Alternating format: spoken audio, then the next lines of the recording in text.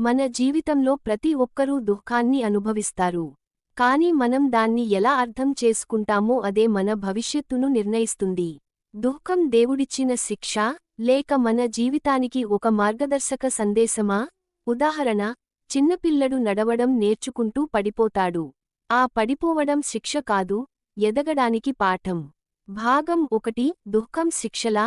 చాలా మంది అనుకునేది, నేను పాపం చేశానేమో కాబట్టి దేవుడు శిక్షిస్తున్నాడు అని.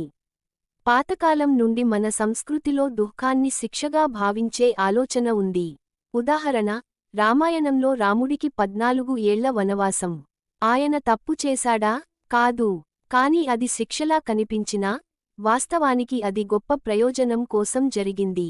మాట్లాడే పాయింట్: దుఃఖం అనేది దేవుడి శిక్ష కాదని గ్రహించాలి, అది మన ప్రయాణంలో ఒక పరీక్ష మాత్రమే. భాగం 2: దుఃఖం సందేశంగా. దుఃఖం అనేది మనసుకు ఒక అద్దం. అది మనల్ని ఆలోచింపజేస్తుంది. ఉదాహరణ: గౌతమ బుద్ధుడు రాజమహలంలో సుఖసమృద్ధిలో జీవించాడు. కాని వృద్ధుడు, రోగి, మృతుడిని చూసినప్పుడు దుఃఖం తెలిసింది. ఆ దుఃఖమే ఆయనను జ్ఞానోదయానికి నడిపించింది. మరో ఉదాహరణ: ఒక రైతు పొలంలో వర్షం రాక పంట నష్టపోతే మొదట దుఃఖమే.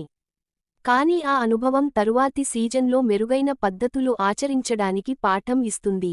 భాగం 3: దుఃఖం ఇచ్చే 3 గొప్ప పాఠాలు.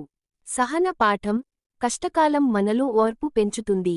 సుఖంలో మనం మరిచిపోయిన విలువలను గుర్తు చేస్తుంది. దిశ చూపే పాఠం: కొత్త అవకాశాల కోసం మార్గం చూపుతుంది. ఉదాహరణ: ఏపీజే అబ్దుల్ కలాం గారు చిన్నతనంలో పేదరికం అనుభవించారు.